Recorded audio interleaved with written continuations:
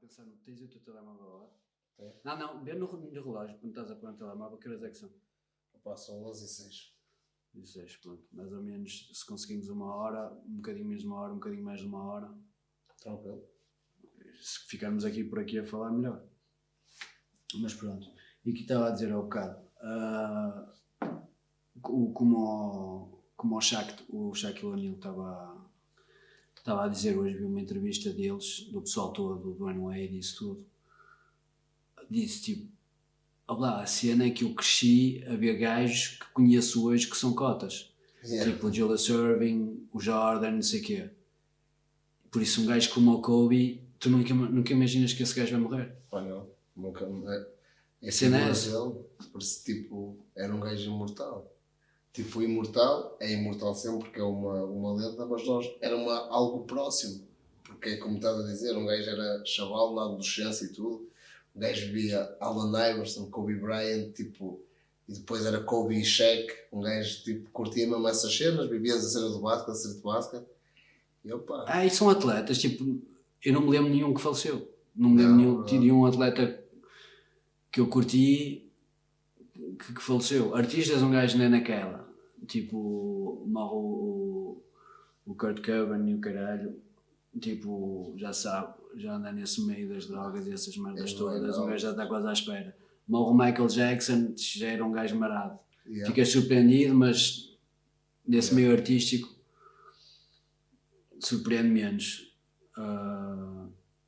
Mas ele, meu, com a filha, meu, é completamente improvável. Depois amarado é que também estava lá mais gente, meu. Também estava o pai, a mãe e uma menina, também os bebês, acho que era da equipa dela também. Pá, a cena que eu bato mal é assim, há certas figuras que nós achamos imortais, tipo, que nunca vai acontecer nada.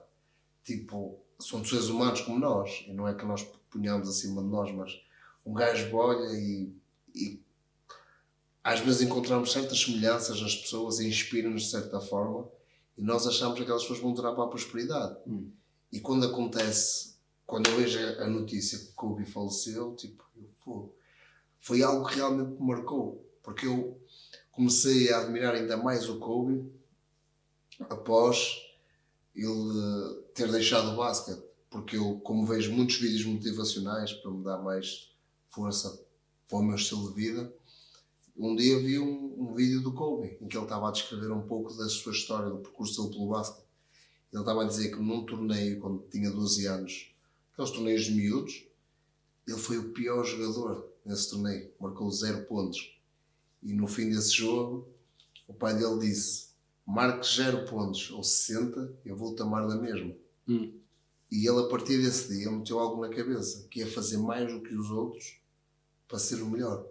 Usou as aptidões físicas dele e treinava mais que os outros, fazia mais que os outros. No ano a seguir, ou 4 anos depois, foi considerado tipo o melhor jogador do estado. Mas é incrível, porque o pai dele não lhe meteu pressão nenhuma. Achas que foi por tirar a pressão que lhe deu motivação? Estava a tentar fazer a ligação entre uma cena e outra. Eu acho que isso às vezes há pequenos detalhes que fazem a diferença. Porque é muito fácil tu tirares a motivação ou dares a motivação a alguém sem tu quereres, só sendo espontâneo. E o que, a meu ver, como atleta, não é? O que o pai lhe disse naquele momento, sendo ele uma criança que lhe marcou a ele, marcou-me a mim, marcou o mundo, quem o admira e quem segue as coisas dele, que realmente ele é uma influência extremamente positiva para o mundo. O pai, naquele momento, disse a ele que, independentemente do resultado que ele tivesse, o pai ia amá-lo na mesma. Ou seja, a meu ver, não lhe deu pressão, deu-lhe motivação. Porque ele olhou para o pai e disse: meu pai ama-me. Depois tirou-lhe a pressão. A cena, quando contaste isso, eu estava à espera que o pai tivesse dito uma cena incrível, mas tipo, chegas e dizes ao teu filho: olha, está-se bem, podes perder ou ganhar, para mim é igual, vou gostar de ti da mesma maneira. E o que é que se passa na cabeça do chaval? Para já o chaval tem que ter, neste caso o Kobe já tinha que ter um perfil para isto, tipo um perfil competitivo.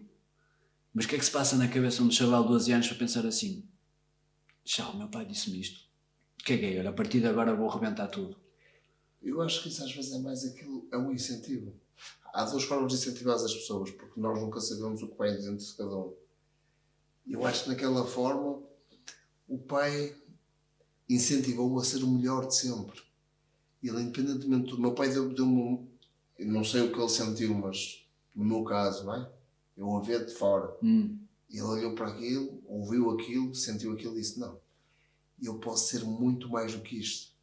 Tenho um pai que me ama, que me adora, que vai fazer sempre tudo por mim. Eu posso ser muito mais do que isso. Eu acho que aquilo abriu tipo o leque, tipo, uou. E chegou onde chegou, por vontade dele, mas por aquele incentivozinho, aquilo fez com que ele... Há uma cena que eu tenho que ver, que estava a ver hoje o podcast com o Joe Rogan e o Usman. E o Usman estava a contar uma cena que tenho mesmo que acabar de ver, que é exatamente nesse sentido.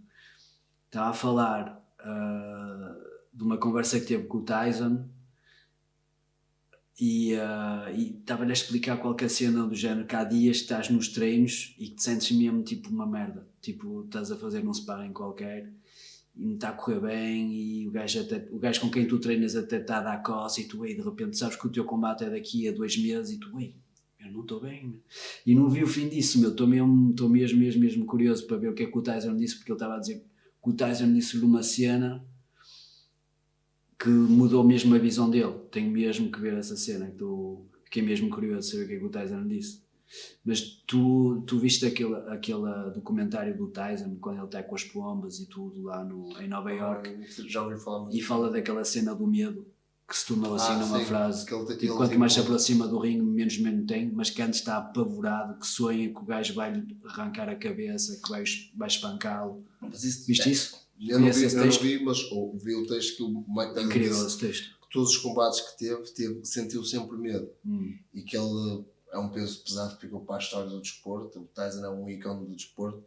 E se nós formos avaliar em proporção as coisas, ele sempre foi mais pequeno do que todos os pesos pesados contra quais ele lutou. E no fundo sempre foi o avassalador e dominador, era o Mike Tyson. Agora, eu como atleta, como lutador da MMA,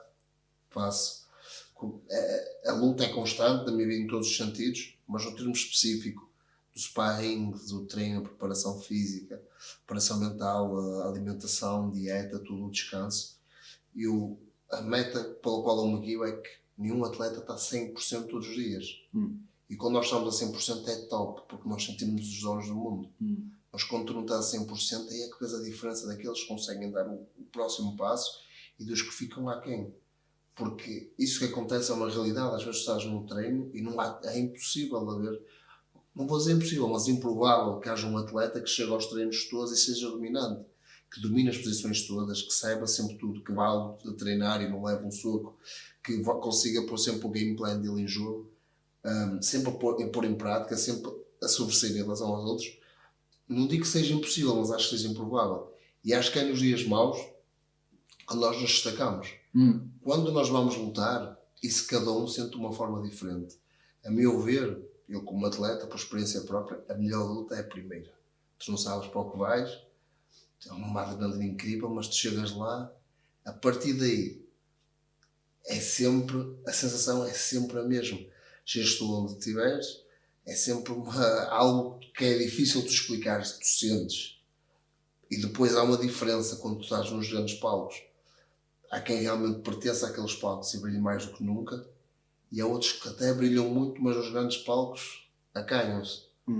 Por isso é complicado. Eu acho que é singularmente cada atleta ou cada pessoa é que pode dizer eu sinto isto, eu sinto aquilo.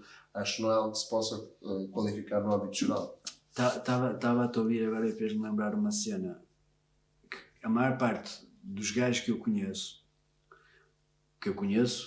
de nome, não é pessoalmente, como o Tyson, como o Georges St-Pierre e muitos outros, foram gajos que levavam na cabeça na escola, que eram vítimas na escola.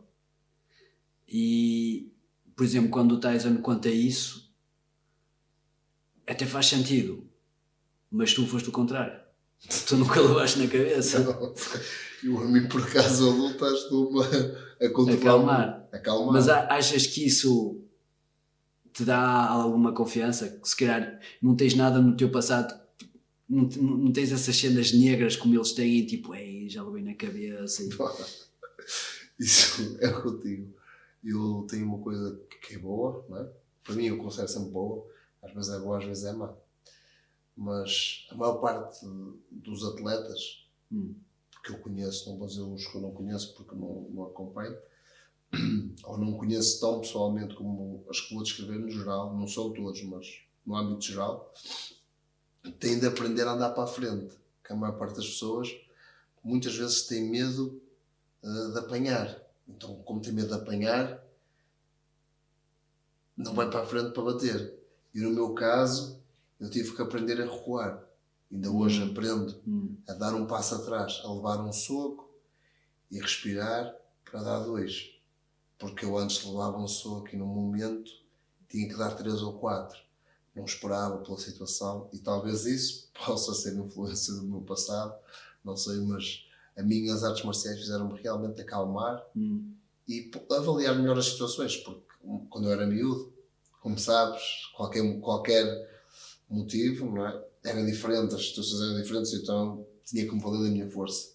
A partir do momento que eu comecei a dominar as artes marciais, fizeram-me avaliar as coisas de outra forma. Eu olhava para uma pessoa e sabia que podia neutralizá-la como eu quisesse, por assim dizer.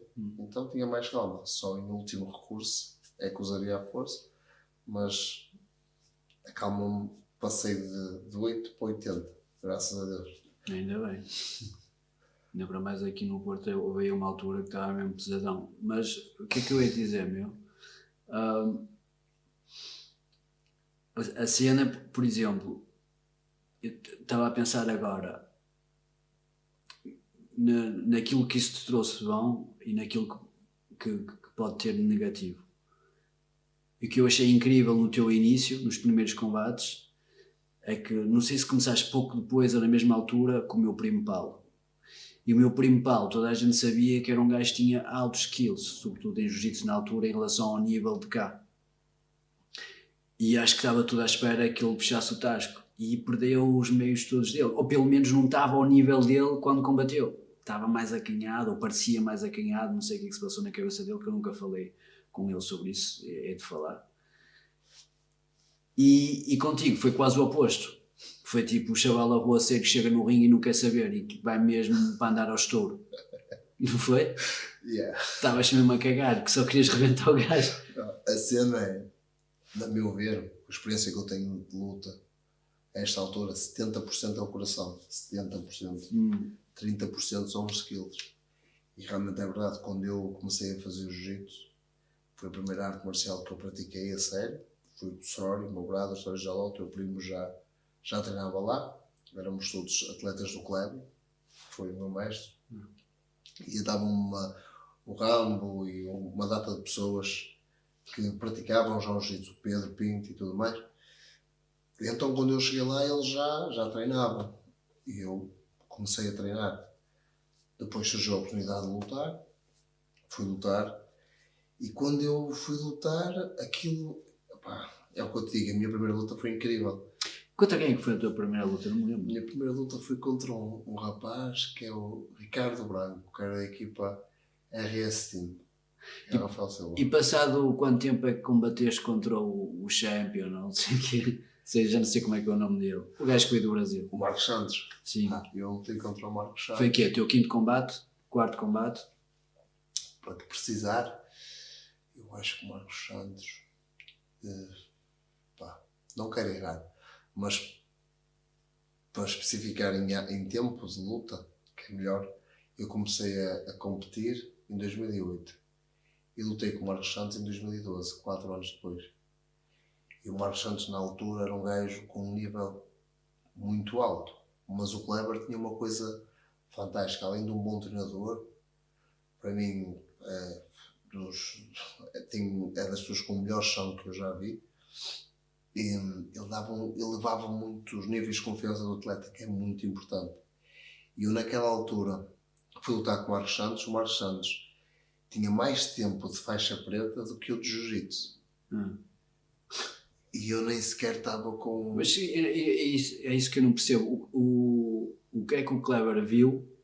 Ou o que é que ele te disse? Tipo, Vocês viram, ele já conhecia esse gajo do Brasil? Ou conheceu? Não, o Kleber, ele lutou com um rapaz que era da nossa equipa antes, entretanto... Ok, ele fez aqui um combate. O Kleber Não, viu e fez disse, alguns olha, tu combates, rebentas não. esse gajo? Não, fez alguns combates. Aqui. Sim, cá. E ganhou até atletas bons, atletas espanhóis, atletas portugueses.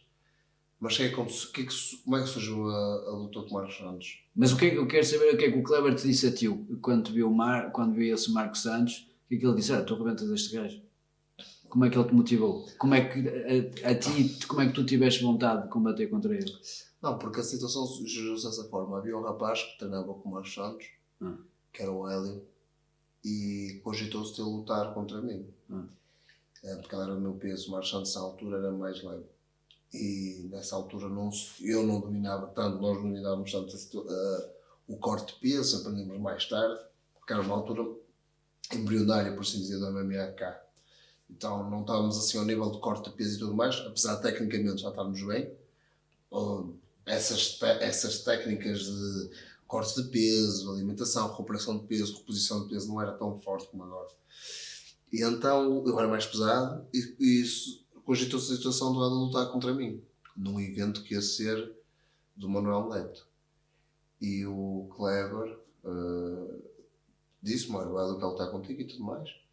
Nessa altura eu estudava, até estava a sair de um exame. E eu disse, está tudo, Kleber, não há problema. Só que o Hélio disse que não queria lutar comigo porque já me conhecia há mais de 10 anos e não queria pôr isso em jogo. E eu disse, se o Hélio não está a dizer isso, eu não tenho o porquê de estar a insistir para lutar com ele, porque não vou ganhar nada com isso.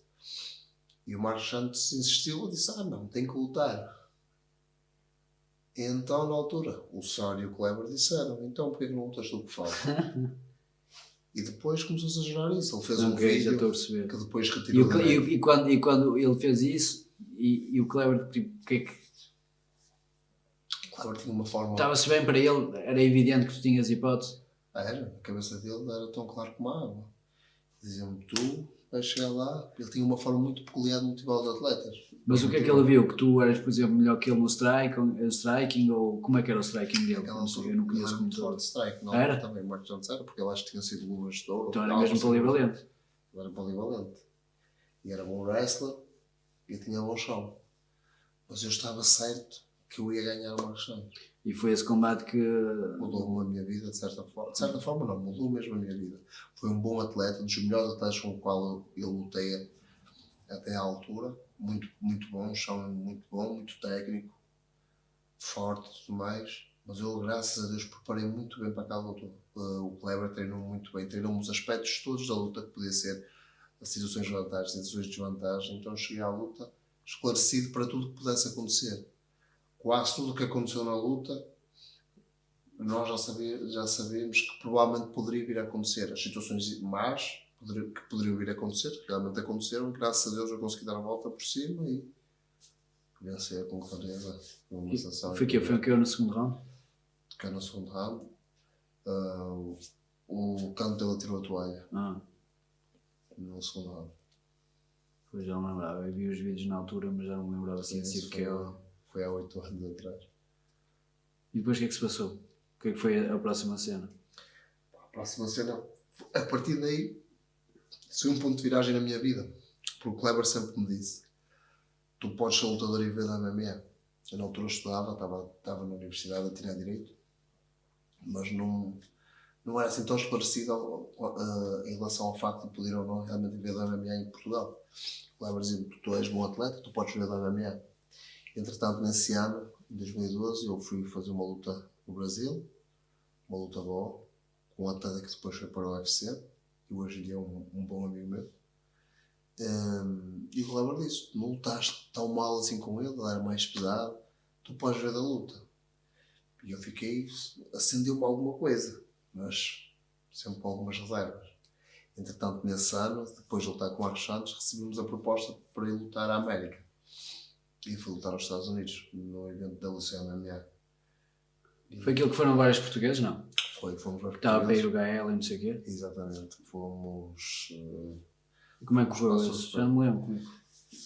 Esse não correu muito bem porque houve algumas falhas técnicas. Porque eu tirei peso, não precisava ter tirado peso. Não tínhamos levado aqui uma balança para para conferir tudo direitinho.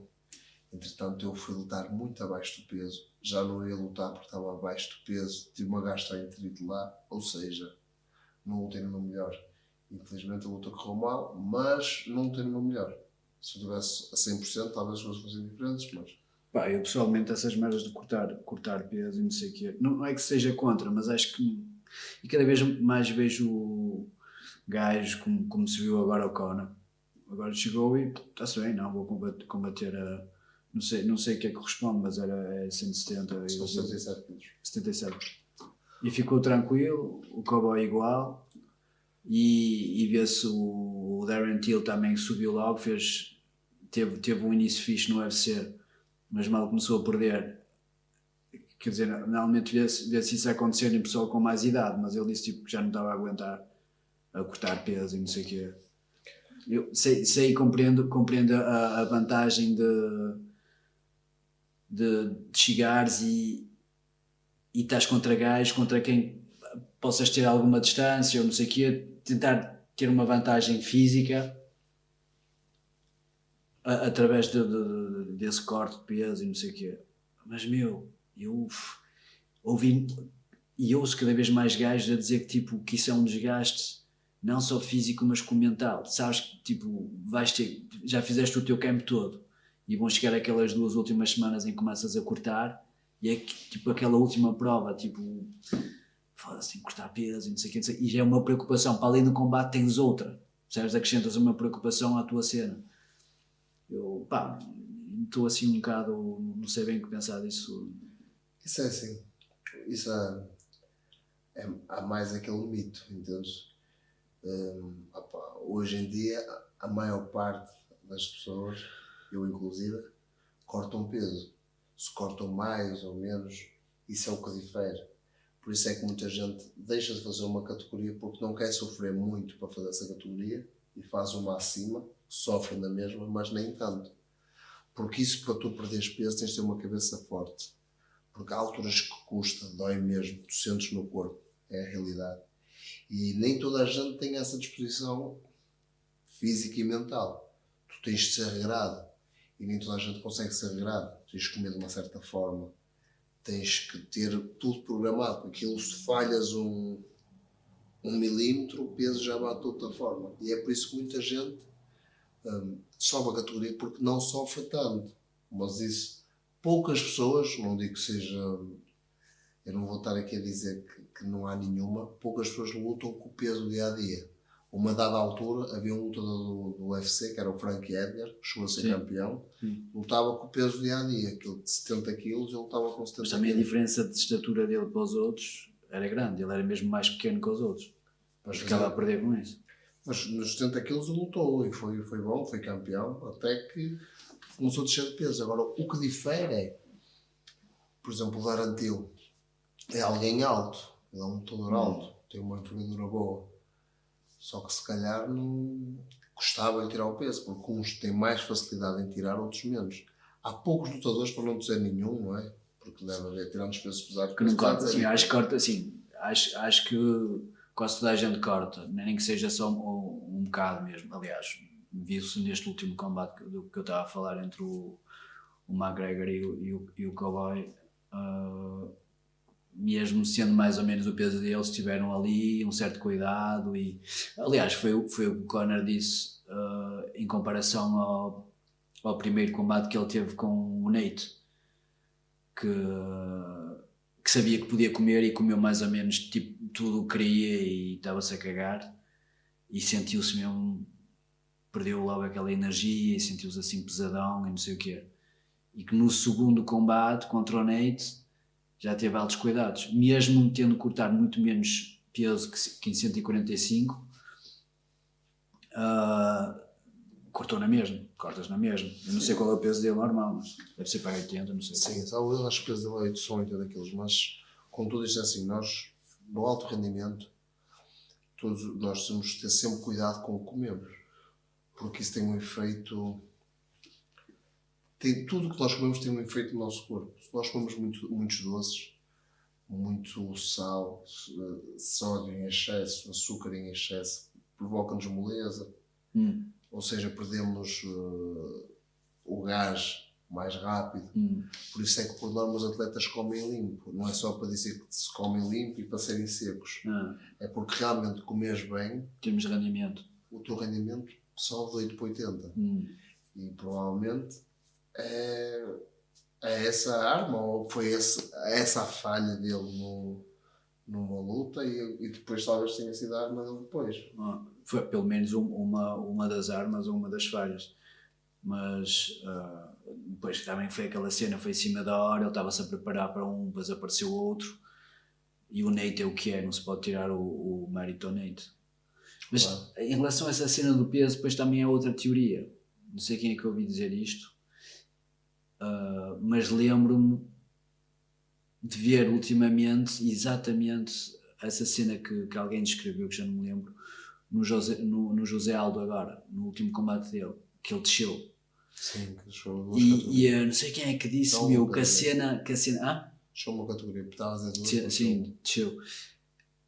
Alguém disse ultimamente, que a cena de cortar o peso, que é tipo a última guerra, e dá-te aquele, estás a ver, tipo, não é power, mas quase com uma raiva, estás ali, estás a fazer aquele esforço e estás tipo com o espírito de guerra, que é a última batalha e que depois estás pronto para o que der e vier, percebes? E eu acho que senti isso no José Aldo ultimamente, e até digo mais, acho que o Conor era muito mais maluco quando estava nas duas categorias abaixo. Tipo, nas pesagens, quando ele berrava e tudo todo seco, até o aspecto dele era mais tipo, parecia mesmo daqueles... Isso às vezes, depende dos atletas. Digo eu, não sei, mas pelo menos fez sentido quando o gajo fez essa teoria. Mas depende das pessoas, não é? Depende das pessoas, mas também há um facto que é assim, dizem que o lutador, quando luta com fome, é bom. Não é? Fome esfomeado. Mas quando só comes aquilo e vais lutar assim, porque aquele tempo que tu estás antes da pesagem, antes quando estás na dieta, que estás ali mesmo acelerado. Até antes de cortares mesmo aos hidratos, porque quando cortas aos hidratos a energia vai embora. Mas até cortar os hidratos, naquele momento tu estás ali cheio de raiva, cheio de vontade, cheio de tudo. E depois muita gente relaxa. Isso é muito peculiar, depende de cada atleta, cada um é um indivíduo diferente e cada um sente as coisas de uma forma.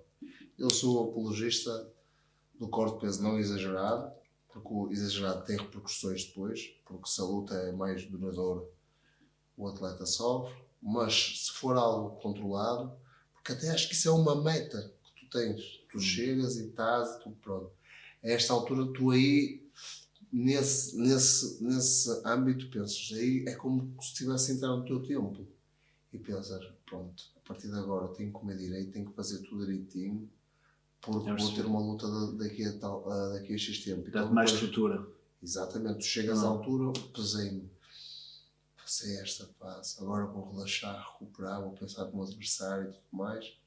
E é isso, porque tu estás ali, o que acontece essa parte da raiva como atleta? Vou-te explicar. Ou vou tentar explicar. Tu estás ali, vou dar o peso, não vou, estou no peso, não estou, e depois chegas ali e tu estás ali às vezes quase não andas. E tu já vi na balança em casa, vi na balança aqui, vamos para a balança oficial, rapaz, espero estar no peso. E tu vês que estás no peso. E quando tu estás no peso, todo o sofrimento foi recompensado. Tipo, consegui dar o peso. E quando tu estás naquilo e depois vês o teu adversário, agora já dei o peso e eu até tomar. Porque isso é real, é mesmo real. Isso não é encenado, não estou a representar, não. Porque tu estás ali, tu às vezes vais passar. Nunca tinha pensado nisso, por acaso, quando vejo gajos a dar o peso e É verdade, porque às vezes imagina, tu estás ali, estás na sauna, às vezes estás na sauna, às vezes tens que correr, apesar de agora haver métodos mais inteligentes para perder peso, mas estás na sauna, tens que correr, tens que fazer banheiro, tens que fazer um monte de coisas para perder peso, estás ali, não sei não correr. Aí muita gente se questiona, este é que eu quero para a minha vida, nunca mais faço este peso, nunca mais, por aqui, não preciso disto para nada, e fazemos a categoria acima, tem razão, estás ali a pensar aquilo tudo. E tu, como pesares, é que foi o último round de sauna, se calhar vou ter que fazer outro, e espero não ter de fazer.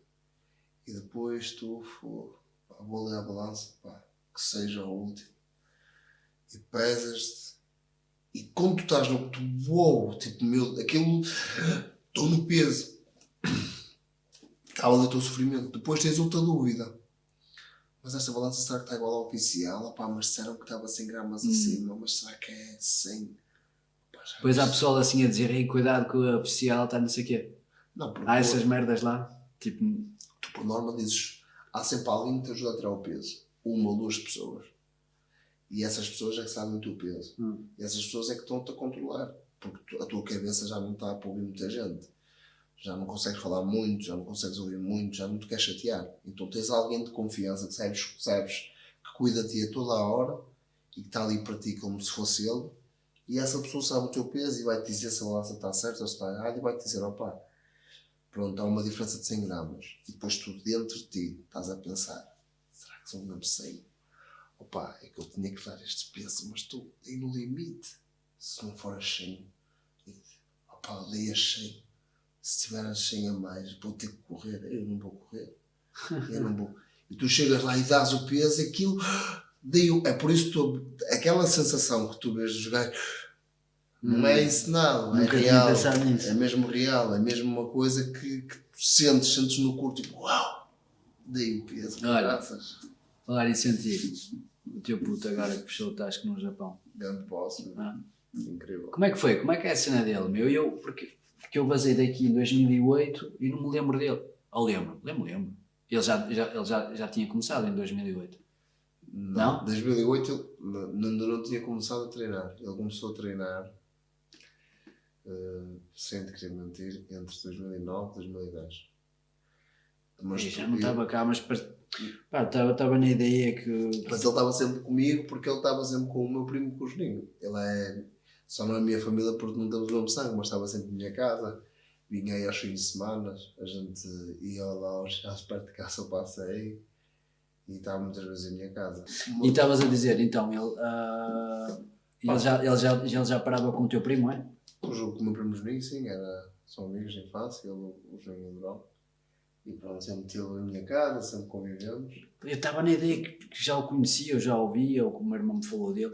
Mas também com estas merdas de internet, eu estava lá, mas é como se estivesse cá. O gajo vai sempre vendo as cenas acontecer. E ele treinou também no teu irmão conhece. Isso, no tempo que nós estávamos a treinar na SMD, ele treinava também. Por isso o teu irmão também conhece bem. Pá, mas ele é um prodígio, é mesmo. A mim falaram, no início, que ele tinha altos skills porque o pai dele já era pugilista e tinha alta atitude. E eu ouvi as cenas dele e não sei o quê. E sinceramente vi ele e vi muita gente fazer isso. Aquelas entradas tipo a John Jones, estás a ver assim pelo chão e não sei o quê. Reagi assim porque reage assim com qualquer cena que tipo, vejo um gajo fazer uma cena que eu já vi outro gajo fazer, não é aquilo que eu vou curtir mais. Mas depois estive contigo um dia qualquer ali no Garfo, ele estava lá, estivemos lá a falar, o chaval é fixe, não sei o quê, e toda a gente falava dele. O meu primo veio cá passar uns dias, o meu primo da Suíça, o Nando, veio cá passar uns dias, foi ver uns combates e disse, bem, aquele chaval é mesmo máquina. E entretanto, vejo que tipo, ele vazou. Os gajos estavam ali, grande equipa, não sei o quê, e vazou. O que é que se passou? Não, isso foram motivos pessoais, mas ele, para ser sincero, é mesmo. Ele vive tudo aquilo que sempre disse que ia viver. Ele já dizia isso? Ele no início? Sim, ele sempre disse que ia viver isso. Depois, entretanto, ele passava muito tempo comigo em casa porque os pais foram para Angola. Ele ficou aqui com os irmãos. Então estava muitas vezes em minha casa e muitas vezes estávamos lá a ver filmes, a ver treinos, a ver coisas. E ele sempre disse, eu um dia vou ser isto, vou fazer isto, vou ter aquilo, vou ter aquilo outro. Ele começou a competir com 16 anos. O pai dele é pugilista, foi um campeão de boxe, foi um campeão do IBF e da TWA, não, TWB, salvo eu ou TWA, não me lembro, não quero estar em erro, mas o pai dele era um excelente pugilista, tem um quadro do pai no estado de Bessa, o pai dele era muito forte no boxe, Manuel Gomes, Entretanto, ele e os irmãos foram criados no boxe. Só que ele era jogador de futebol, sempre jogou futebol.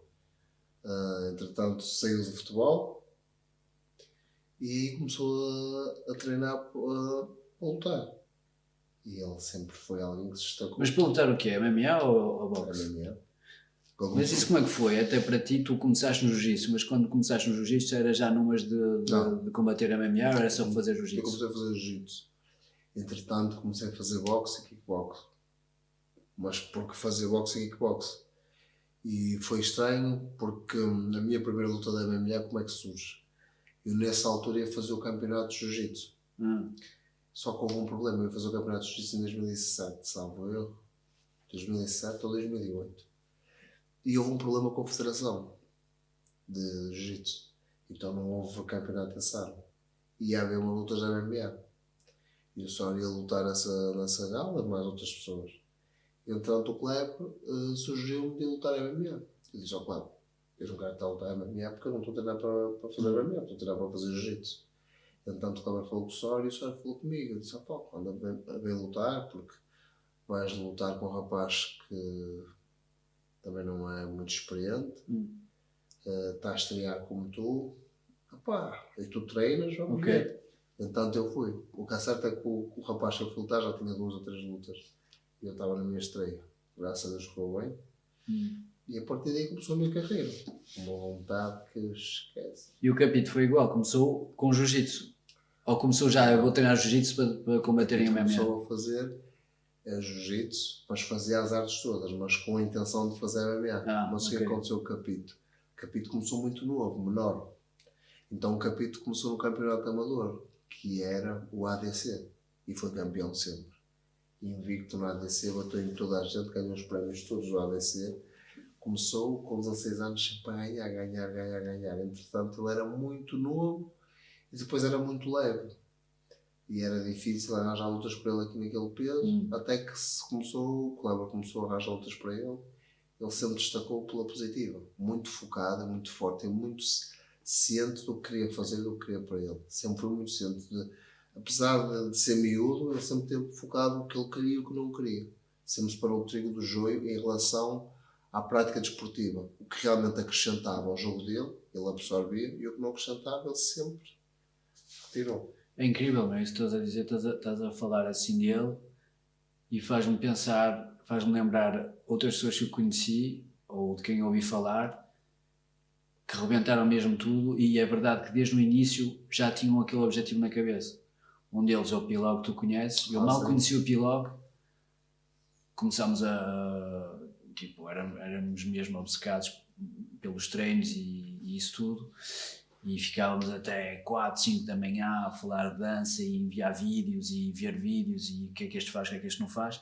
E lembro que nos primeiros vídeos que ele mandou, ou talvez foi mesmo o primeiro, mandou e disse-me assim, na altura no Messenger, mandou e escreveu: diz-me o que é que falta para eu ser o melhor do mundo. E para ti, quem é que é o melhor do mundo, e o que é que me falta a mim e o que é que eu preciso fazer para ser o melhor do mundo. Já era o objetivo dele. E ele desde o início queria ser o melhor do mundo. Estavas a falar há um bocado do Kobe quando o pai lhe disse aquela cena e ele, pronto, eu agora tenho que ser o melhor. Tipo, logo aquela cena. E acho incrível, tipo, já ter isso, porque pessoalmente, eu fiz o que fiz na dança, mas não me lembro pensar, eu tenho que ser o melhor do mundo. Não me lembro de ter pensado assim alguma vez na minha vida. Aliás, lembro de estar a falar com um b-boy e estávamos a ver a Battle of the Year e eu estava a ver um gajo que curtia mesmo tanto. Eu, este gajo rebenta-me o fogo, e lembro-me de pensar, quem me dera, se eu fizesse isto já era incrível. Para já hoje faço mais que isso, faço muito mais, por isso foi estúpido pensar assim, limitar-me. E o outro b-boy disse-me: mas eu não penso como tu, meu. Tu estás a pensar assim, mas eu na minha cabeça já estou a pensar que quero ser melhor que ele. Eu, cavalo. Estás-me a foder. Eu assim já estou a ficar para trás. E é verdade, meu, acho isso incrível, meu. E esse chaval, o Capito, também, depois disseste que ele vazou por razões pessoais e não sei o quê, E nós estávamos a falar no outro dia e tu disseste-me que lá, quando ele vazou, não tinha nada. Foi ele que teve de montar a cena toda para ele. Ele realmente é assim, ele em Angola mudou realmente a estrutura das artes marciais em Angola, porque é facto, porque quando o Manel foi para Angola não havia MMA. Então o Manel foi uma influência super positiva para o MMA em Angola. Já havia muitos praticantes de Jiu-Jitsu, muitos, e o Jiu-Jitsu é agregado ao submission, ao grappling, e também já havia muitos wrestlers fortes, mas MMA em si não havia. E o Manel juntou um grupo de pessoas, e ele e um grupo de pessoas juntaram-se e fizeram um bom trabalho. O Manel com uma bagagem forte, boa, ele já tinha uma bagagem forte e boa, levou para lá, trocaram experiências uns com os outros, moldaram-se uns aos outros, e o Manel, quando assinou pelo Rising, quando começou a fazer diferença no Rising... Mas ele assinou, foi depois de ter voltado para Angola, foi para Angola, treinou lá, e como é que ele chegou a assinar no Rising? Ele na Angola conseguiu arranjar combates? Porque ele já era o Manel, foi para Angola, mas era o Manel. Sim, ele já o conhecia. Mas o Rising já estava a dor nele? Não, isso foi, sabes que os combates, era preciso um lutador do peso dele para o torneio, e colocaram no torneio. No Rising? No Rising, no torneio de 61 kg. Mas ele vaza para Angola, faz uns combates antes de ir para o Rising ou não? Vai diretamente para o Rising? Teve a treinar lá, teve um ano a treinar, sem lutas. Sem mais nada. Mas sempre a treinar no nível alto. A equipa dele é Next Generation Team, a equipa que ele estava a treinar, a equipa dele, a equipa que eles formaram lá, Next Generation Team, e era Platina Top Team, exato. E eles começaram a trabalhar bem, começaram a trabalhar o grappling, o jiu-jitsu, a parte do strike. Ele trabalhava com pessoas que o ajudavam, a parte física, que ele sempre foi alguém obcecado pela performance. E alcançou o nível que ele alcançou. Por isso eu acho que, acima de tudo, a tua evolução tem de ser sempre mental. Tu tens que acreditar que podes sempre. Porque se tu não acreditares em ti, ninguém vai acreditar. E a realidade é que tu notas... O ser humano é incrível, principalmente no país em que nós vivemos. Adoro o nosso país, é um país com uma qualidade de vida incrível. E pessoas muito calorosas e que são altruístas, de certa forma, mas são pessoas que nem sempre apoiam o teu sonho ou a tua evolução. São pessoas que te dão um up. Tu tens mais pessoas a apontarem-te o dedo do que a aplaudir-te ou a incentivarem-te a ir em frente. Mas, quando vem que eles pensam que tu cais e eles apontam o dedo, que ele já viste, julgava que ia fazer, caiu. Mas quando vem que tu cais em pé, já querem fazer parte outra vez. Já, aquele gajo afinal... Isso é muito mau, percebes? Por acaso, há aqui uma cena que sempre me incomodou, que é a cena das conexões. Tenho uma imagem que parece que vi 50 mil vezes na minha vida aqui, de gajos, na altura em que eu organizava cenas à noite e não sei o quê, de gajos a chegar à porta e tentar falar comigo para me convencer, tentar falar com segurança, tentar falar com mais pessoal que estivesse lá. Eu dizia, mas eu conheço o Kim e o não sei o quê, e o Ambrose e não sei o quê. A falar-me tipo de apanha-copos e não sei o quê. Faziam tudo por tudo para não pagar, para entrar, para ter um cartão mais baixo. E há sempre essa cena aqui, Vê-se pessoal aí a organizar cenas, vamos supor, gravas um álbum. Os teus amigos, em vez de comprar, vão tentar, tipo, arranja-me aí um. Sim. Uma cena é que tu dás. Outra cena é tipo, não controlas aí o teu álbum, ou se tiveres uma marca, arranja-me aí um boné, ou arranja-me aí um... Estás a ver? Isso, tenho mesmo dificuldade. E mais uma vez, é uma cena que não te puxa. Sabes? E essa cena de... Vamos supor, para ti, estás a treinar. Nos momentos difíceis, sentis que te apontam o dedo. E nos momentos de sucesso, sentis que há ali sanguessugas a tentar também tirar proveito. Quase que faz o efeito contrário, Estás a ver? Tipo, nos momentos difíceis, tipo, puxam-te para baixo. Nos momentos em que estão ali também a fazer peso. E é verdade que isso não... Eu tenho dificuldade com isso aqui, Não digo que seja toda a gente assim, mas sente-se um bocado isso. Eu consigo. Com a experiência de vida que eu tenho, não é que eu tenha muito, mas tenho alguma, graças a Deus. isto tem tudo a ver com o teu estado mental, a forma como tu encaras as coisas. Às vezes nem tem a ver com o facto de quererem ser sanguessugas para sugarem alguma coisa de ti. Mas toda a gente, quando tu estás bem, quer fazer parte, quer dar um abraço, quer dar força. Sim. Mas quando tu estás mal, muitos desaparecem. Sim. Muitos desaparecem, muitos apontam o dedo. Eu, no geral, qualifico as pessoas daqui assim. Quando tu ganhas, ganham todos. Quando tu és vencedor em algo, são todos vencedores. Quando tu perdes, há sempre algum culpado. Já dizem, opá, que o gajo não correu bem porque ele faz isto. Aquele gajo não correu bem porque faz aquilo. Mas ninguém te apresenta soluções, entendes? Porque as pessoas não acreditam, realmente não acreditam nas coisas. Eu acho que o típico português é aquele que critica tudo porque é o melhor do mundo em tudo. E quando tem a possibilidade de ser considerado o melhor do mundo, ou seja, ele é o melhor, supostamente ele é o candidato a melhor do mundo e o outro é candidato a melhor do mundo, se as coisas não correm bem, a primeira coisa que dizem é, se ele tivesse as mesmas condições que o outro, seria campeão. Mas não tem, porque põe-se sempre abaixo. Eu tento ter o que me dá aliento e me dá força para lutar por todos os meus sonhos cada vez mais, porque eu acredito que ainda tenho muito para dar, é o facto de eu achar que não sou inferior a ninguém. De eu poder trabalhar e evoluir aqui. De eu poder alcançar muita coisa aqui. Para mim, a maior barreira que existe é a mentalidade das pessoas. Se as pessoas todas tivessem uma mentalidade forte, como eu tenho, talvez fosse muito melhor. Eu por acaso sinto isso na dança, não estás a dizer.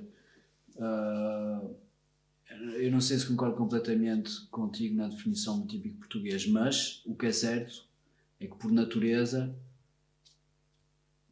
os portugueses são trabalhadores e humildes. E às vezes demasiado humildes. E eu na dança vejo isso, meu. Vejo o pessoal que até tem bom potencial, boa dança, vão para lá para fora, e são mesmo poucas as exceções que não vão para lá com aquela cena de aprovação. Estás a ver? Tipo, estão ali a olhar a ver se são aceites. Tipo, ei, será que eles me curtem? Será que me... Caguei, não estou aqui para que me curtirem ou não, estou aqui para arrebentar. Foi por isso que eu fiquei contente no outro dia quando me contaste as cenas na pesagem do Pedro Carvalho, não é? Quando ele te disse, olha, estás a ver bem o que eu vou fazer, como é que foi? Que o gajo nem ele está a acreditar no que vai acontecer. E que era um gajo que rebentava. Tu estavas assim tipo, vai ser um combate difícil para o chaval. E ele já estava numas tipo, vou matá-lo. Yeah.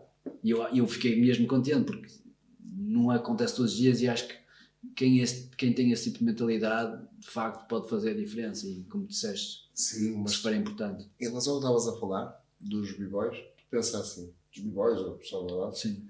No geral, quantas vezes tu não deves ter ouvido isso? Se eu morasse lá, claro. se eu tivesse essas condições, é isso que eu te digo. Meu, sabes que eu ouvi a maior parte das vezes, quando eu estive para fora estes últimos anos e vinha cá, ouvia pessoal assim, e tu sabes, tu surgiste um bocadinho depois de mim, mas mesmo assim vivemos muita coisa em comum e conheceste a realidade daquela época.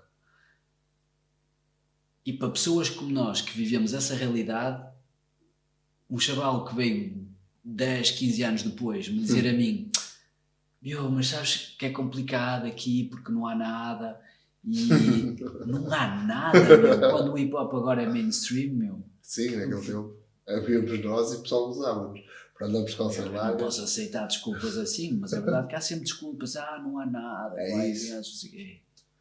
não aceito isso. Eu acho que temos muita matéria-prima em diferentes áreas, muita matéria-prima. O problema é que às vezes as coisas não são corretamente lapidadas e muita gente deixa de acreditar nos seus sonhos. Talvez o Ronaldo, Cristiano Ronaldo, que é um atleta incrível a todos os níveis, talvez se ele não tivesse ido para o Manchester United na altura que foi, talvez se calhar fosse mais um bom jogador português, mas ia ser um bom jogador português e não o melhor do mundo. Para mim, o melhor atleta do mundo, em vários sentidos, incentivo e uma fonte de inspiração para mim como atleta e para muita gente.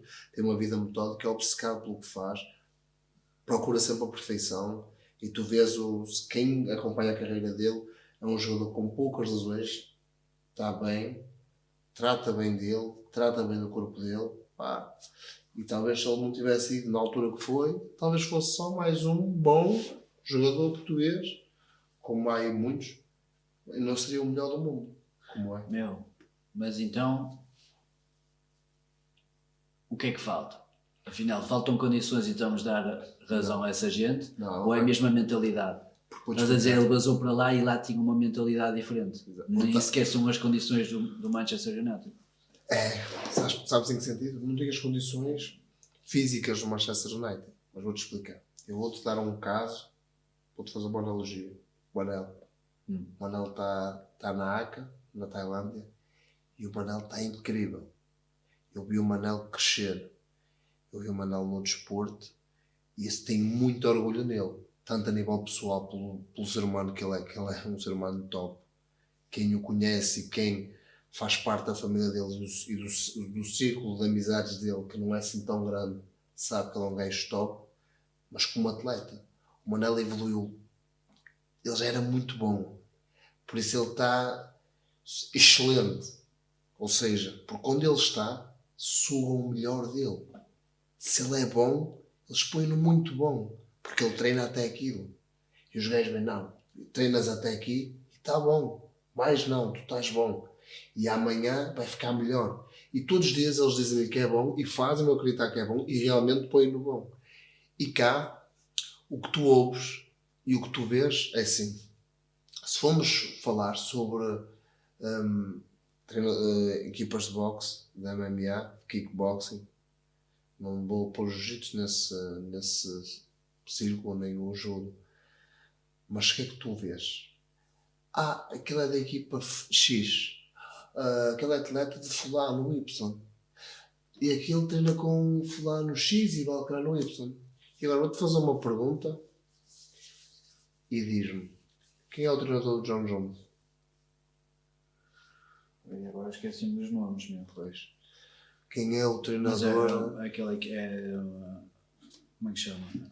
É o Greg Jackson. Mas espera. Quem é o treinador de Khabib? Sei lá, deixa-me perguntar, não me lembro dos treinadores todos, meu. Sabes porquê?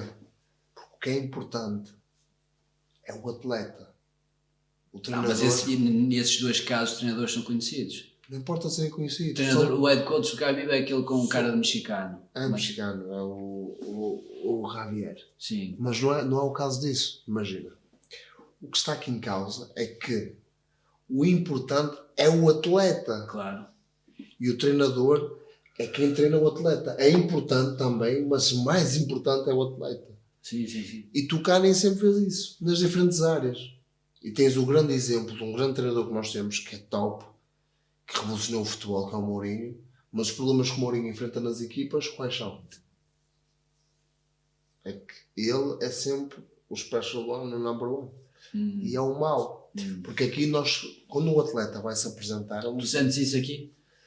Que o pessoal das equipas, tipo, quer ter o seu espaço, que o treinador quer ter o seu espaço e às vezes preocupa-se mais com o espaço dele do que com o espaço do atleta. Eu acho que isto aqui é cultural. Por isso é o que eu te digo. Graças a Deus tenho uma mente boa. Deus abençoa-me com isso. Eu foco-me nas minhas coisas. Mas eu acho que é geral. Porque tu aqui, tu vês assim, olha, fulano X é daquela equipa.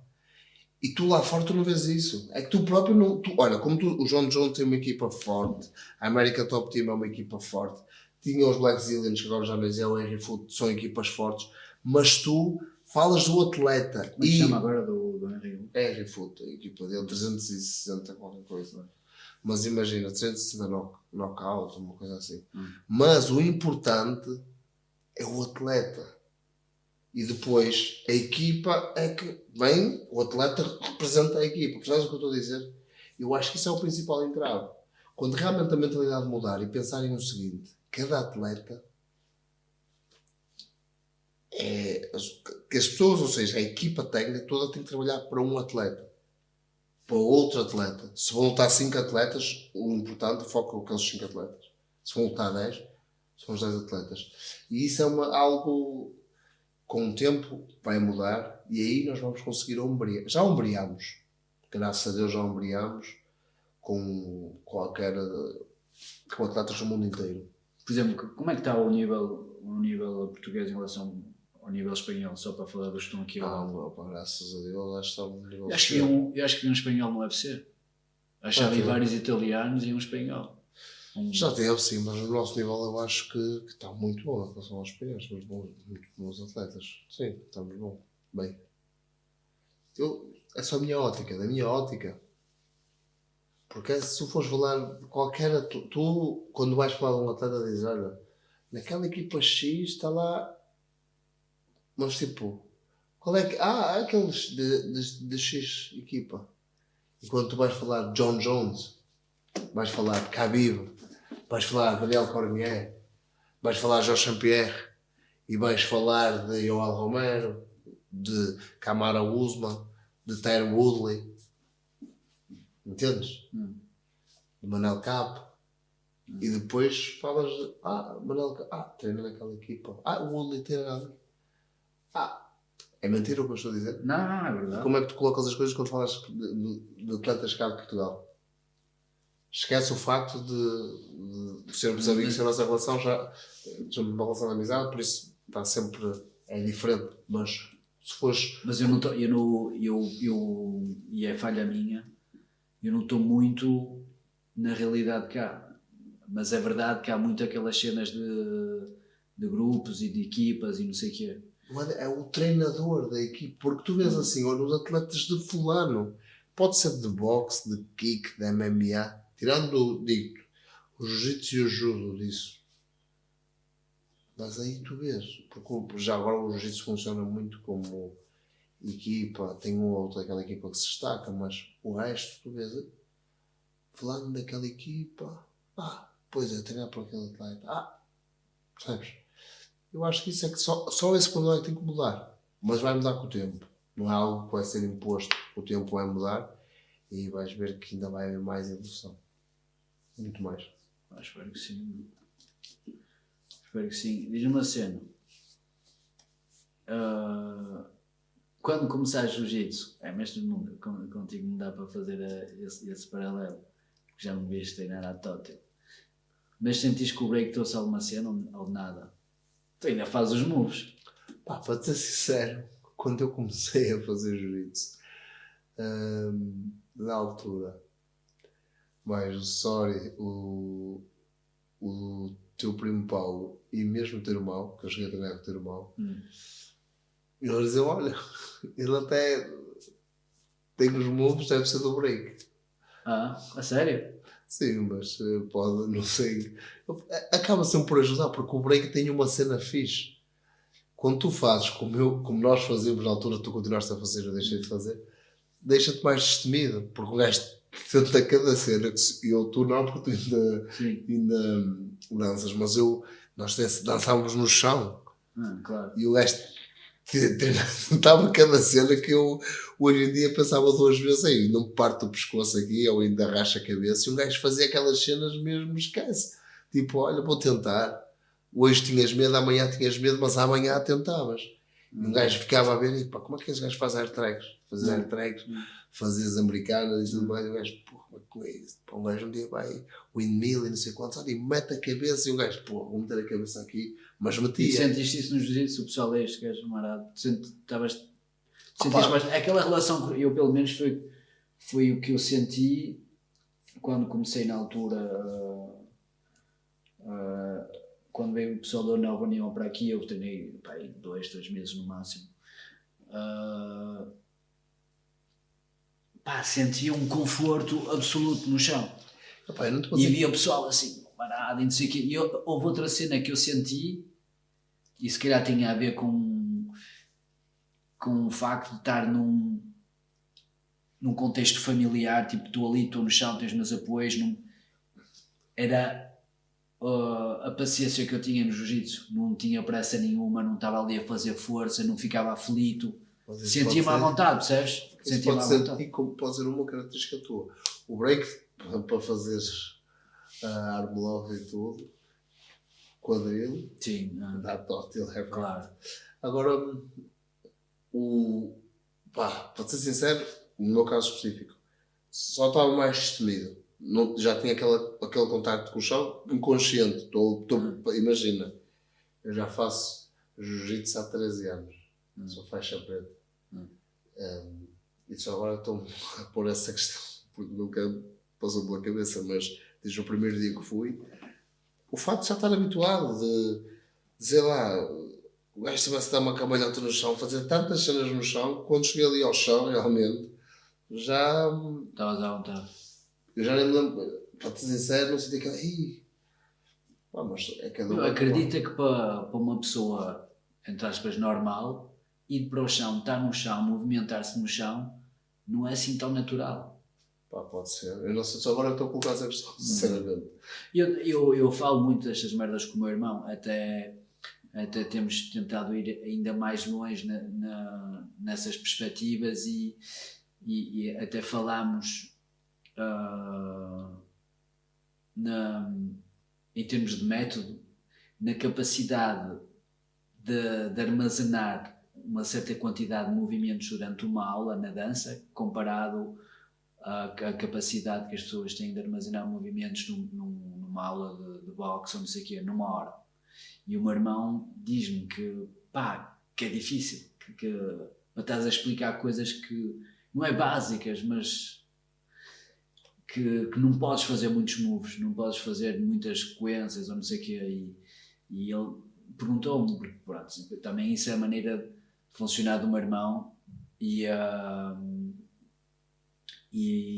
eu acho que num treinador faz toda a diferença, que é aquela curiosidade, aquela cena de querer sempre procurar mais e ir mais longe e vais buscar a outras disciplinas, coisas que podem trazer uma certa eficácia naquilo que tu fazes.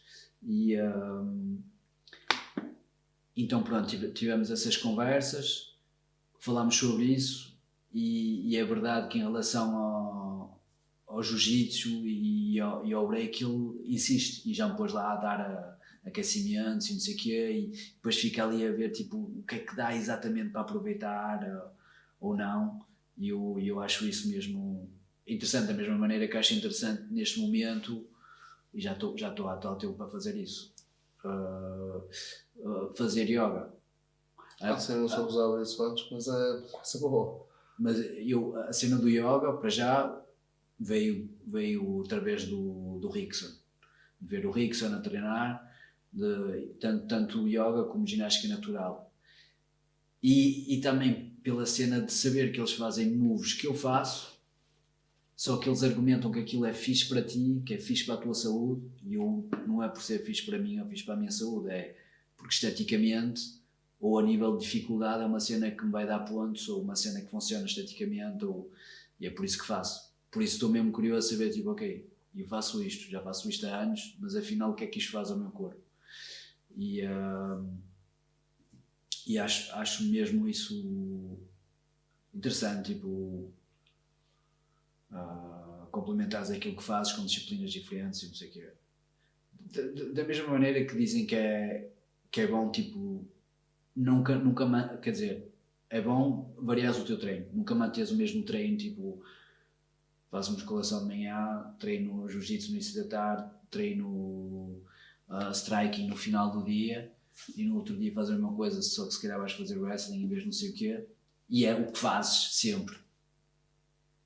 E se calhar é fixe às vezes, tipo, ok, normalmente vou correr, agora se calhar vou fazer bike, ou se calhar durante o inverno vou fazer natação, e acho que é fixe para a maneira como tu conheces o teu corpo, controlas o teu corpo. Acho que às vezes faz a diferença. Não faz. Enquanto estavas a falar da dança, imagina, quando eu comecei a fazer jiu-jitsu, eu comecei a praticar baseado em jiu-jitsu, e na altura, como disse já algumas vezes, foi por incentivo do Sório. O Sório disse, anda a fazer jiu-jitsu, que eu jogava futebol, deixei de jogar futebol, e o Sório, como eu era assim um bocado agarrido e irrequieto, eu, vou fazer jiu-jitsu, vais curtir aquilo e tal. E eu pensei, olha neste, quero fazer jiu-jitsu, vou andar agarrado. E eu já via um meca, que era o Vale Tudo, que dava antigamente, que dava na GNT, de madrugada. E que podia cotoveladas, cabeçadas no chão, tudo. Ei, pois era, meu. O meca, isso foi algo pois também era, que foi... meu, que eu vi. Não sei se era o Pelé contra o Macaco. Pelé contra o Macaco eram os grandes rivais. Ficaram não sei quanto tempo no chão, cheios de sangue por todo lado, às cabeçadas. O Macaco a dar cabeçadas ao Pelé. E o Inter tinha o Carlão Barreto, que era uma estrela lá, peso pesado, e eu adorava o gajo. Tive a oportunidade de o conhecer no Brasil quando fui lá. E foi lá que surgiu o Minotauro e tudo. Foi o Vanderlei Silva e tudo mais, eram lá. E o Minotauro também me lembro. Sim, o Minotauro também. O Marco Ruas também acho que chegou a lutar lá no Meca. Lembro Marco Ruas só no UFC, mas se calhar. Acho eu, não tenho a certeza, mas acho que sim. Mas o que eu estava a dizer. E entretanto eu fui experimentar o jiu-jitsu. E apaixonei por aquilo. Comecei a treinar e tudo mais. E fui-me envolvendo cada vez mais. E o Kleber dizia: vocês vão praticar jiu-jitsu e a beleza do jiu-jitsu em relação às outras artes marciais é que vocês aprendem uma posição nova todos os dias. E eu nem questionei isso, mas o que é facto é que é verdade. Nós podemos estar a vida toda a aprender o jiu-jitsu. Há não sei quantas variações de armlock, há não sei quantas variações para a kimura, chave de pé, chave de perna, chave de joelho. É incrível o jiu-jitsu e isso é a beleza do jiu-jitsu. Quando eu comecei a praticar, e mais, hoje em dia pratico sempre, mas também pratico outras disciplinas, às vezes mais afincadamente, quando tenho uma luta próxima, porque eu faço MMA e preciso de fazer assim no kimono. Mas o jiu-jitsu é incrível. E é em relação à situação que tu falaste da dança. Porque na dança, como eu também fui b-boy, dançávamos contigo, eras o nosso professor, nós aprendíamos movimentos, six-step, hoje, windmill, vamos fazer windmill, vamos fazer um freeze com a cabeça. Aprendíamos algumas coisas. E talvez cá na mesma aula aprendíamos algumas coisas e depois íamos praticando, depois no dia a seguir fazemos mais, acrescentar alguma coisa. No jiu-jitsu nós aprendemos para absorvermos e fazermos bem 3 posições, 3 ataques, 3 defesas ou 4 ataques, 4 defesas. E na aula a seguir há outros 4 ataques e 4 defesas. É a beleza da arte marcial. Em relação ao boxe, ao kickbox e tudo mais, nós aprendemos o básico e depois do básico tu aprendes a dar um direto, um upper, um cruzado. E é isso. Depois tem um estilo. Agora o jiu-jitsu tu aprendes sempre posições diferentes, variações diferentes. No kick tu aprendes high kicks, low kicks, middle kicks, circular médio, circular alto, rotativo, pontapé descendente, pontapés... Tens aquele arsenal, não é? Tens um arsenal limitado, depois a maneira como é que utilizas, o teu timing... Exatamente. Os cotovelos do Muay Thai, os joelhos. Enquanto que no jiu-jitsu tu vais tendo sempre um leque variado. Que vais aprender posições a tua vida toda. E se tu tiveres humildade e abertura, podes aprender sempre. Pode haver sempre alguém que vai ensinar de um jeito diferente de fazer algo. Sim. E é fixe isso. Sim. Contudo, eu pessoalmente, porque sempre adorei boxe, esse lado de ter um arsenal, entre aspas, limitado, ou seja, tens aquelas técnicas, não sei quantas são, mas não são 500.000. Não sei. Mas depois há tanta cena. Claro, é o jeito de cada um. Há tanta cena envolvida, há uma ciência completa nesse jogo. Às vezes apetece dizer jogo, parece mesmo um jogo de xadrez, mas também vejo o jiu-jitsu da mesma maneira. Para mim é mesmo xadrez, é mesmo estás ali. O jiu-jitsu é o xadrez, não tem sentido a palavra. Mesmo começas um move já a pensar no move que vais fazer bem depois. Já estás a levar um gajo para o lado, o gajo pensa que há ali uma abertura, estás a levá-lo para ali, para depois ir para não sei o quê, para depois eventualmente finalizá-lo. E se não finalizar, ele pode reagir assim, já sabes o que é que vais fazer. Nesse sentido, parece mesmo uma cena de xadrez. Mas isso não me incomoda no boxe, por acaso. E o que é que eu ia dizer? Estamos a falar disso há bocado. Da tua transição dos raps e não sei o quê, na altura em que estavas aí fortemente em emceeing, para depois para as artes marciais, sentiste que a comunidade apoiou, teve presente, ainda te sentes um gajo do hip hop, ou como é que... Eu sinto-me sempre um gajo de hip hop, vou ser sempre um gajo de hip hop, porque isso é algo que tu sentes, que está em ti, quem sente, as pessoas podem até gostar por moda, e eu nunca fui moda, foi mesmo um estilo de vida no sentido da palavra. Muitas vezes dou freestyle, porque gosto. Eu volto, claro, quando cantava dava freestyle diariamente, agora posso dar diariamente, mas dou de quando em vez porque gosto. É o estilo de música que eu ouço, é tudo aquilo que me identifico. Quando eu comecei a lutar, os meus amigos, como sempre, porque tenho bons amigos, família de sempre do hip hop, apoiaram-me. E depois aconteceu uma coisa incrível quando eu lutei contra o Marcos Santos. E eu, na altura, o Mesh, um dia qualquer, ligou-me: onde é que estás? E eu, pá, estou aqui em casa. Disse: olha, podes vir aqui em baixo, aquilo, porque olha, eu e o Rei gravámos uma música para tu entrares.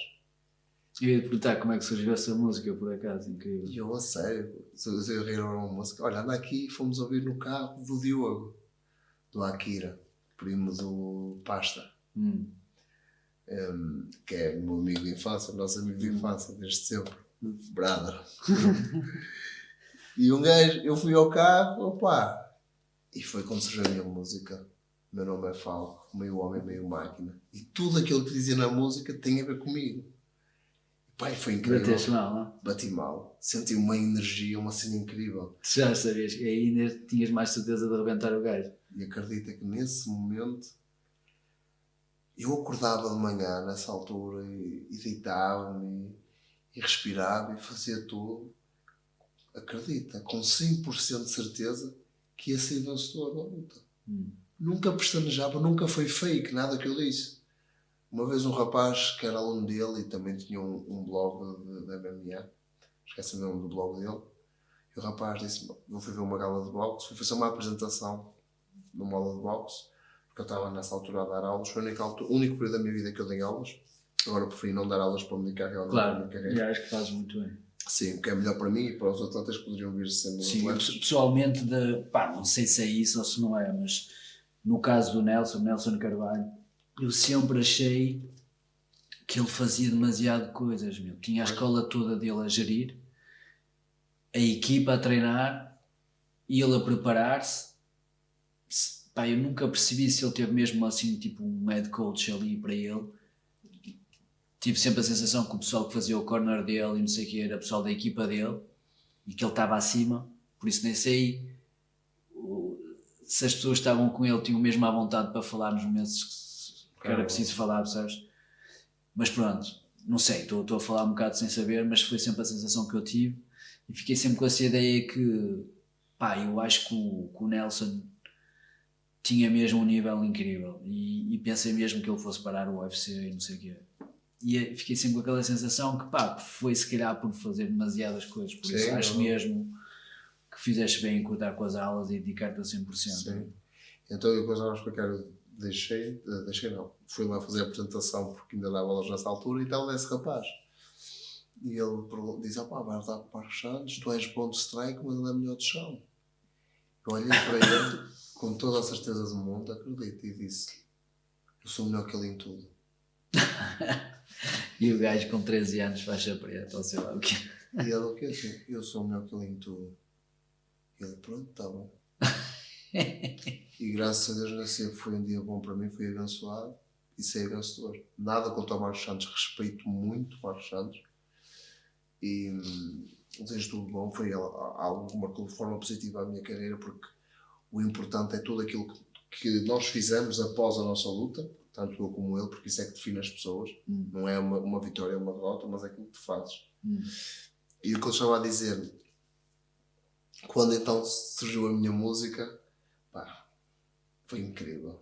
E a partir daí, o meu homem meio máquina veio para ficar, imortalizado. Desde sempre essa, nunca tocaste? Sempre. Meu nome não é Falco, meu homem meio máquina. Tem tudo a ver comigo. E valorizo isso porque nós temos que valorizar as pequenas coisas.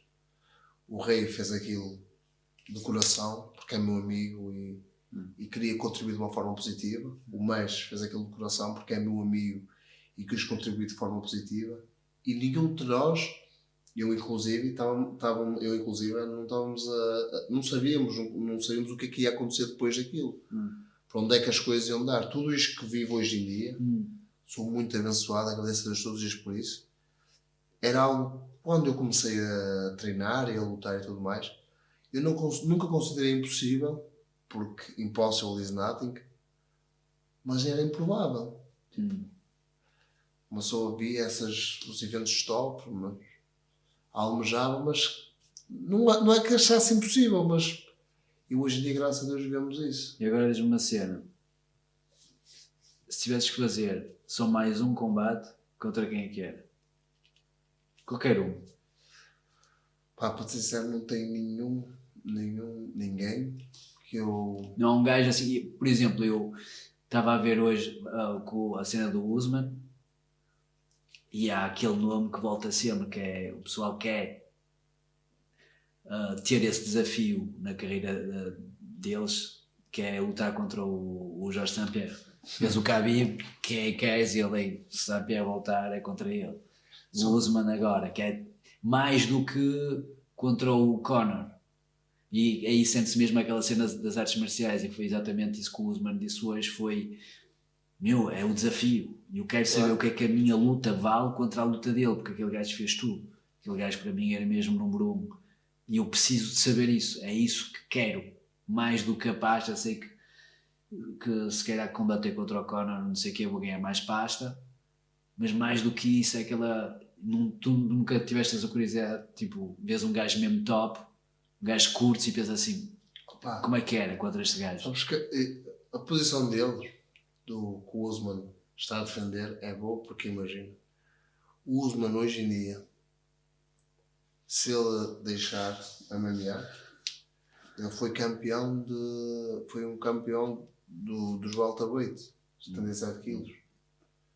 Mas qual foi o campeão que realmente marcou aquela categoria? O Jorge St-Pierre. E ele então, para não ser mais um, quer lutar com o Jorge St-Pierre, pode estar Eu estava agora a pensar, pois o St-Pierre era 170, como o Nick Diaz e não sei o quê. E quando voltou subiu para combater contra o Bispo. Porque foi uma luta. Porque ele era de baixo, ele era 170. Ele era 77. Então, o que eu te estou a dizer, a esta altura, sem mentir, não há ninguém que eu te queira dizer, eu lutava com este. A minha meta é o próximo combate e ficar acima da categoria. Quando eu estiver acima daquela categoria, eu não percebi o que é que queres dizer por acima da... Quero ser número 1 dos 77 ok. do Rising a esta altura. E aí depois... E como é que foi então essa cena agora do Rising? Como é que surgiu isso? Quando é que vais combater? Um mês, 22 de fevereiro. Um mês. Está quase a cortar o peso. Já está em dia, vai ser bom. Vai ser tranquilo. Estás tranquilo nessa noite? Estou. Quando é que começas mesmo a cortar? São as 2 últimas semanas já começas a... Estou a ser acompanhado agora por um nutricionista, Alonso Rodrigues, e ele é top, manja muito a cena. E pá, está-me a ajudar a fazer uma perda. Estou a ter uma perca de peso inteligente, entendes?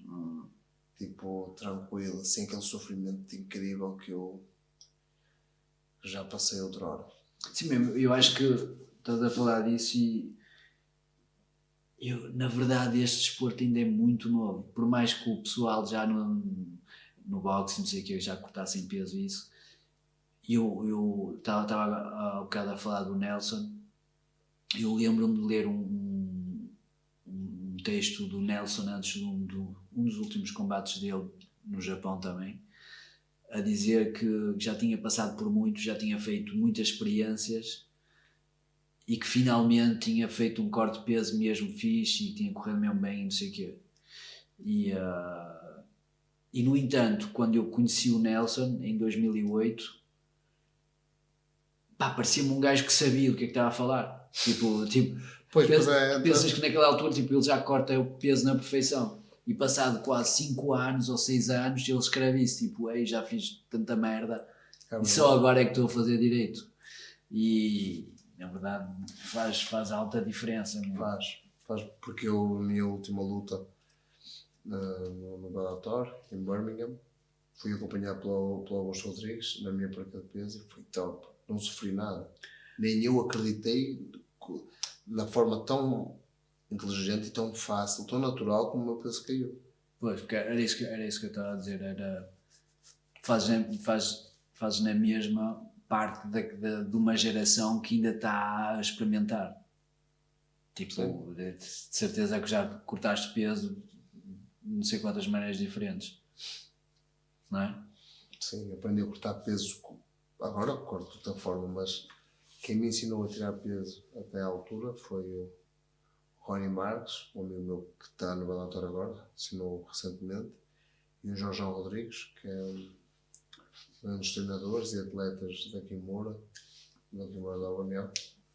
Foram eles que me ensinaram a perder peso corretamente. Agora estou com outra forma que não sofro, mas até à data era a forma que eu conhecia, a melhor forma que eu conhecia, que dava resultado realmente. É, meu. E estávamos há um bocado a falar do Manel, meu. Eu não sei como é que foi para ti, mas eu estava a par do combate dele, mas acho que só para aí na última semana é que eu percebi que era pelo cinturão. Pronto, depois vi que era pelo título e não sei o quê. Eu nem sabia quem era o outro. Mas, meu, não me perguntes porquê. Eu normalmente quando vejo assim, pessoal que eu curto mesmo a lutar, ou de certa forma a quem estou ligado, como indiretamente, como o Volcano e não sei o quê, ou tu, ou cenas assim, meu, fico nervoso quando estou a ver direto, parece que eu estou ali, estás a ver? Fico mesmo tipo, ei, chau. Lembro-me de ter ficado assim até quando, depois do primeiro combate do José Aldo, depois de ele ter perdido contra o Conor. Eu, ei, chama, tens que ganhar, moço, tens que ganhar. Eu queria mesmo que ele voltasse, eu queria mesmo que houvesse um segundo combate entre os dois, mas agora pronto, já esquece, não interessa. E ficou assim, meu, não me perguntes porquê. Não sei se foi. Eu lembro de ver um vídeo, uns highlights do Manela há pouco tempo, que o meu primo meteu aí. Meu, ele está a fazer cenas incríveis. E eu não sabia contra quem é que ele ia combater, mas tinha a certeza absoluta que era ou no primeiro ou no segundo que o gajo ia abaixo. E foi o quê? Foi no segundo. Foi no segundo. Como é que foi? Foi incrível. Tipo, estás ali com um chaval, tu viste altas dificuldades, estar ali a parar contigo no lugar, conhecias que andava com os teus primos no futebol, não sei o quê, e de repente está ali com o cinturão do Rising no Japão. O que eu pensei, acredita, Deus sabe que é verdade. Eu senti como se fosse eu. Entendes? Uma cena tão incrível e porque eu senti como se fosse eu. Eu senti mesmo fogo. Missão cumprida, mano. Ganhamos o cinto, tipo, tudo aquilo que passámos, tudo aquilo que tu viveste, tudo aquilo que calmejaste, estás a alcançar aqui. Foi uma cena incrível, pá, uma sensação incrível. Eu estava, opá, não te sei explicar. Foi uma cena mesmo, pá, aquilo parecia que era eu, estás a entender? Senti aquilo de uma forma, pá, esquece. Isso, achas que ter vivido isso tudo e agora isto para o Rising também dá-te ainda mais confiança? Já falámos disso bastante agora e sabemos que tens sempre confiança. Sempre, desde o primeiro combate até o combate que mudou a tua vida contra um gajo que tinha muito mais experiência que tu sabias que ias rebentar o gajo, e agora tenho a certeza que pensas da mesma maneira, mas estás lá com ele, vê-lo ganhar, estás agora na mesma cena que ele, no Rising também, dá-te ainda mais moral? Claro, ou dá mais moral porque estou lá eu e o meu puto, entendes? Estou lá eu e o meu puto. Isso é top. Estamos os dois, como sempre, até à data, não é? No mesmo evento, e a darmos os dois o show. Ele no peso dele e eu no meu peso. Incrível que nesse dia da luta dele, eu tinha postado uma foto no ano anterior, dia 31 de dezembro. Nós, no dia 18 de dezembro de 2014, fomos dois campeões invictos. Ele campeão dos 61 kg e o campeão dos 77 kg. Então tirámos uma foto do balneário os dois com o cinto. Eu tinha postado essa foto no ano anterior. E quando nós estávamos a tomar um pequeno almoço no dia da luta, a foto apareceu-me no Insta. E o Manela já como apareceu aqui. Isto é um sinal de Deus. E foi. Incrível. Incrível, meu. Olha, fiquei mesmo contente. Não estava à espera de que fosse pelo título. Chega o chaval, depois, assim como disse, estava confiante, depois viu e ganha cinturão. Stop, Ganha cinturão. Curti tótil, meu. Ele merece. Depois vi o pessoal todo lá da vossa equipa, todos malucos, não sei o que é, o meu primo, sempre todo cheio de orgulho, não sei o que é. E acho isso mesmo fixe. E acho mesmo fixe para os chavalos de cá, tiveram a oportunidade de treinar com ele, sentirem-se mais próximo de realizar o sonho deles também. De saber que podem começar cá e podem dizer não há limites. Eu vou-te dizer assim, o que as pessoas têm que pôr na cabeça, imagina assim, o Manel é um indivíduo especial, é dotado, mas além de tudo mais, além de tudo o resto, ele é muito focado no que quer, muito focado, procura sempre o melhor. Eu acho que a mensagem que os jovens todos daqui devem ter é procurar aquilo que realmente gostam pelos motivos certos, não pela fama, não pela pinta, não por nada, pelos motivos certos, que é o que falta a muita gente, porque o caminho para se alcançar a glória não é assim tão curto, é longo, com muitas adversidades, muitos dias maus, muito choro, e nem toda a gente está disposta a isso. É fixe a ribalta, as fotos, as partilhas, isso tudo é bom e faz parte, mas tudo isso vem depois do trabalho, de muito trabalho. Porque é muito bom dizer treinei com fulano, com belcano, com cicrano. Eu até fazia, acontecia. Mas fazer e acontecer todos os dias, e dia após dia, após dia, após dia. Muita gente põe, agora tem estes shirts, train, rest, né?